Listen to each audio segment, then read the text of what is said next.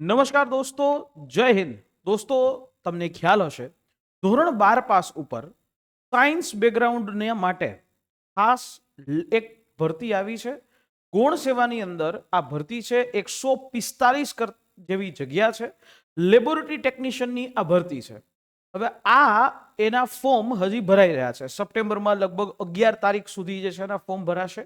જો તમે સાયન્સ બેકગ્રાઉન્ડથી એ આવો છો, તમે સાયન્સ કર્યું છે, 12 સાયન્સ, ફિઝિક્સ, કેમિસ્ટ્રી અને એ સબ્જેક્ટ તમારા ઇંગ્લિશ એ સબ્જેક્ટ તમારા માર્કશીટમાં હોય, એટલે ચોક્કસથી તમે આ ભરતીની અંદર ફોર્મ ભરી શકો છો. અને આની અંદર બીજી બધી ભરતીઓ કરતાં કોમ્પિટિશન છે થોડું ઓછું હશે. તો દોસ્તો, આની અંદર તમારા માટે ખૂબ મહત્વની ઓપોર્ચ્યુનિટી છે. અને આ ઓપોર્ચ્યુનિટી, આ તક છે, એ તમારે ઝડપવી જોઈએ. કહેવાય ને કે લક્ષ્મી એ આવી છે ચાંદલો કરવા માટે, અને ત્યારે મોઢું ધોવા ન જવાય. એવી રીતે જો તમે સાયન્સ બેકગ્રાઉન્ડ ઉપર એ હાલમાં છો, તમે સાયન્સ બેકગ્રાઉન્ડ ધરાવો છો, તો આ ભરતીમાં તમે એ ચોક્કસથી ફોર્મ ભરી આની તૈયારી કરી શકો છો. તો હવે આ ભરતી બાબતમાં એક જ પરીક્ષા છે ને 210 માર્કની પરીક્ષા છે. અને આ 210 માર્કનો સિલેબસ એ કેવો હશે, જેથી કરીને તમને તૈયારી કરવામાં થોડી વધારે એ સ્પષ્ટતા છે એ આવે. તો આ મારી પાસે આ દિવ્યાંગ ભરતી જે હમણાં તાજેતરમાં લેવાની, આ એનો સિલેબસ છે. જેના મુજબનો જ સિલેબસ એ તમારી આ સામાન્ય એટલે કે રેગ્યુલર ભરતીમાં થશે. એટલે આમાં પણ 210 માર્કનો આખો આ સિલેબસ છે. તમે જોઈ શકો છો કે પાર્ટ એ અને પાર્ટ બી ટોટલ થઈને 210 માર્ક થાય. પાર્ટ એ 60 માર્કનું થાય, બરાબર.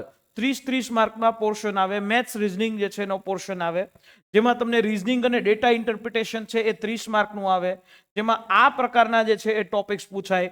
પ્રોબ્લેમ ઓન એજીસ છે, વેન ડાયાગ્રામ છે, વિઝ્યુઅલ રીઝનિંગ આવે, બ્લડ રિલેશન આવે, એરિથમેટિક રીઝનિંગ આવે, ડેટા ઇન્ટરપ્રિટેશન આવે, ડેટા સફિશિયન્સી આવે. એટલે આવા ટોપિક 30 માર્કના છે પૂછાય.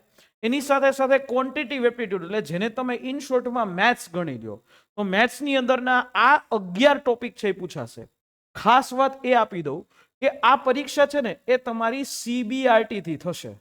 જે અત્યારે હાલ દિવ્યાંગ ભરતીના કોલ લેટર જાહેર થઈ ગયા છે આ બાબત ઉપરના, એટલે CBRT કમ્પ્યુટર બેઝ ટેસ્ટ હશે. અને આ એક જ સિંગલ પરીક્ષા છે. પાછું પાર્ટ એ ની અંદર તમારે 40% માર્ક જે છે એ ચોક્કસથી લઈ આવવા જ પડે, બરાબર. તો જ તમારું આગળ જે છે નામ એ આગળ જાય. એટલે આ મેથ્સના આખો પોર્શન છે. Number system, simplification and algebra, arithmetic and geometric progression, average, percentage, profit loss, ratio and proportion, partnership, time and work, time and speed distance છે, વર્ક, વેજીસ અને ચેઇન રૂલ છે. એટલે આ બધા ઇંગ્લિશમાં છે. આને તમે આ પરીક્ષા તો તમારી ગુજરાતીમાં હશે, બરાબર. તમારી આ પરીક્ષા છે એ ગુજરાતીમાં હશે. એટલે આવા ટોપિક છે એ તમને પૂછાશે. રેડી? હવે વાત કરી લઈએ આની અંદર જે 150 માર્કનો પાર્ટ બી છે. તો પાર્ટ બી ની અંદર 30 માર્કમાં બંધારણ, current affairs, Gujarati English comprehension એ રહેશે. તો 10 માર્કનું કોન્સ્ટિટ્યુશન, જેને તમે કહી શકો છો બંધારણ. આ બંધારણના અંદર પ્રિએમ્બલ એટલે આમુખ, મૂળભૂત હકો, રાજ્યનીતિના માર્ગદર્શક સિદ્ધાંતો, મૂળભૂત ફરજો, સંસદ, વાઇસ પ્રેસિડેન્ટ એટલે કે રાષ્ટ્રપતિ, ઉપરાષ્ટ્રપતિ અને સરકારના power, parliamentary system, Lok Sabha, Rajya Sabha, પછી બંધારણીય સુધારા કઈ રીતે થાય, અને કટોકટી જે છે એના જોગવાઈઓ શું છે, એવા ટોપિકો પૂછાશે. 10 ટોપિક છે ટોટલ. સેન્ટર અને સ્ટેટ રિલેશન છે, ભારતની જ્યુડિશરી સિસ્ટમ છે, સુપ્રીમ કોર્ટ, હાઈકોર્ટ, જિલ્લા અદાલતો, આની ઉપરના ટોપિક આવે. અને કોન્સ્ટિટ્યુશનલ બોડી, બંધારણીય સંસ્થાઓ, ચૂંટણી પંચ છે, યુપીએસસી છે, એટલે એસપીએસસી છે, એવી જે સંસ્થાઓ છે એનામાંથી ટોટલ 10 ટોપિક. એટલે આ રીતે 10 માર્કનું આખું એ પોર્શન હશે. કરંટ અફેર્સ છે, જે તાજેતરમાં બનેલા છેલ્લા 8 મહિના અંતર્ગતના, છેલ્લા 8 મહિનાના બનેલા કરંટ અફેર્સ, એના 10 માર્ક હશે.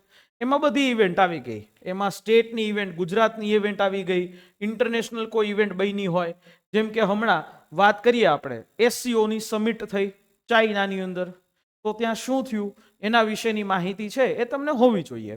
તો આ રીતે હશે. ગુજરાતી ઇંગ્લિશ કોમ્પ્રિહેન્શન એટલે એક આખો સરસ મજાનો પેરેગ્રાફ આપ્યો હોય, એ પેરેગ્રાફ વાંચીને તમારે એનો જવાબ આપવાનો હોય. આના 10 માર્ક થશે. તો આવી રીતે થશે.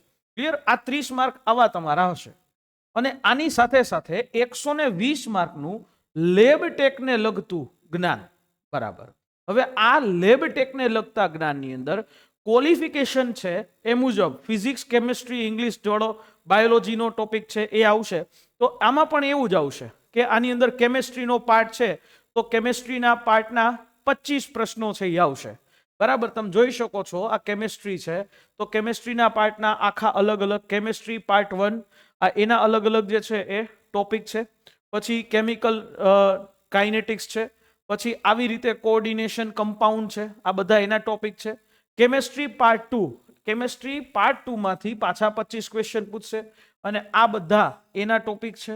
તમે સ્ક્રીનશોટ પણ પાડી શકશો અને તમને આની પીડીએફ અમારી ટેલિગ્રામ ચેનલના માધ્યમથી તમને મળી જશે. બરાબર. તો પછી એવી જ રીતે ફિઝિક્સ છે તો એના 15 માર્ક છે. ફિઝિક્સ પાર્ટ 1 તો ફિઝિક્સના ટોપિક્સ છે આ બધા ફિઝિક્સના ટોપિક છે. એવી રીતે તમે જોશો તો મૂવિંગ ચાર્જીસ, મેગ્નેટિઝમ, પછી મેગ્નેટિઝમ એન્ડ મેટર્સ, આ બધા નાના નાના ટોપિક્સો છે. બરાબર. અને આ રીતે હજી જો આગળ વધીએ ફિઝિક્સ પાર્ટ 2 તો એમાંથી પણ 15 જેવા પ્રશ્નો હશે. અને આ ફિઝિક્સ પાર્ટ 2 છે આ એના ટોપિક્સ છે. હજી આની સાથે સાથે તમને બાયોલોજી, ઇંગ્લિશ પણ પૂછાશે. બરાબર. જો અહીંયા લખ્યું છે ઇંગ્લિશ, તો ઇંગ્લિશમાં શું હશે? ઇંગ્લિશ ગ્રામર હશે. બરાબર. અહીંયા 20 માર્કનું આખું ઇંગ્લિશ ગ્રામર હશે. બરાબર. અને એની સાથે સાથે 20 માર્કનું બાયોલોજી પૂછાશે, પણ બહુ ઓછું છે. બાયોલોજી છે એ આટલા જ ટોપિક છે. અને આની અંદરથી એ તમારા એમસીક્યુ નીકળશે. શું નીકળશે? આની અંદરથી તમારા એમસીક્યુ નીકળશે. કમ્પ્યુટર બેઝ ટેસ્ટ તમારે દેવાની છે. તો આ જે ભરતી છે એમાં 3 અલગ અલગ સબ્જેક્ટ, આમ મેઇનલી 4 છે, પણ ફિઝિક્સ, કેમિસ્ટ્રી અને ઇંગ્લિશ જે તમારી ક્વોલિફિકેશનમાં લખ્યું છે એ, આની સાથે સાથે બાયોલોજીનો થોડાક ટોપિક પૂછાશે અને એની રિલેટેડ કરંટની અંદર કોઈ બનાવો બન્યા હોય તો એવું ક્વેશ્ચન છે પૂછાશે. પેપર ચોક્કસથી છે એ અઘરું બની શકે છે કારણ કે આની અંદર ટેકનિકલ એટલું મોટું છે. લગભગ 120 માર્ક, એટલે કે 120 માર્કનું તમારું ટેકનિકલ. બરાબર. 30 માર્ક ઓલા, અને આમાંથી ટોટલ જો માર્ક ગણો તો 150 માર્કનો પાર્ટ બી થાય. હવે આમાંથી પણ તમારે 40% માર્ક તો ચોક્કસથી લઈ આવવા પડે તો તમારું નામ મેરિટ લિસ્ટમાં આવશે. બીજા બધા લોકો કરતા આ ભરતીમાં કોમ્પિટિશન એટલે ઓછી હશે કેમ કે ફોર્મ છે અહીંયા બધા ભરશે, પણ પરીક્ષા આપવાવાળા લોકો ઓછા હશે. એટલા માટે કહીએ છીએ જો તમે આની તૈયારી કરવા માંગો છો, લેબોરેટરી આસિસ્ટન્ટ બનવા માંગો છો, તો ડેઈલી, હજી તમારી પરીક્ષા આવતા ડિસેમ્બર થઈ જશે, ડેઈલી 2 કલાક જે છે એ જો તમે ફાળવો, 2 કલાકની મહેનત ડેઈલી, હું એમ કહું સવારે 1 કલાક, સાંજે 1 કલાક આપો અને તમારા ઘરે બેઠા બેઠા આ બધી વસ્તુની તૈયારી થઈ શકે છે.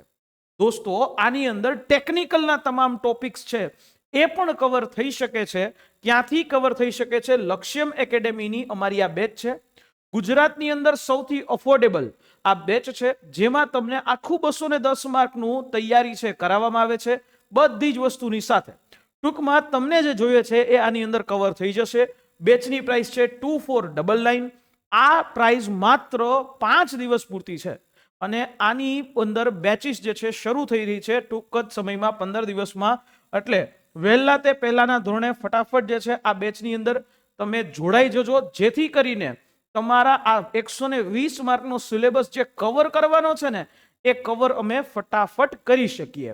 દોસ્તો, આની અંદર જો તમારે વધારે ફર્ધર માહિતી જોતી હોય તો અમારો હેલ્પલાઇન નંબર છે, એ હેલ્પલાઇન નંબર ઉપર કોલ કરી લેશો. અને હા, આ બેચની અંદર આ 24999 છે એની અંદર હજી તમને ડિસ્કાઉન્ટ થઈ જશે. એના માટે તમારે હેલ્પલાઇન નંબર ઉપરથી કૂપન કોડ છે માંગી લેજો. કૂપન કોડ માંગી લેજો એટલે 24999 માંથી હજી 100 રૂપિયા જે છે એનું એક્સ્ટ્રા ડિસ્કાઉન્ટ છે એ તમને થઈ જશે. બરાબર. એટલે કોઈ પણ વસ્તુ કરતા એક વખત આ હેલ્પલાઇન નંબર ઉપર કોલ કરી અને આ લેબોરેટરી ટેકનિશિયન ઉપરની સમગ્ર માહિતી છે એ લઈ શકો છો.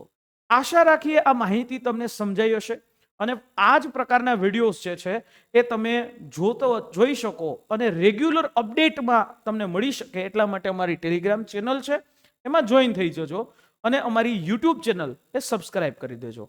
ફરી પાછા મળીશું આવા જ કોઈ એક નેક્સ્ટ સેશનની સાથે. ત્યાં સુધી જય હિન્દ, જય ભારત.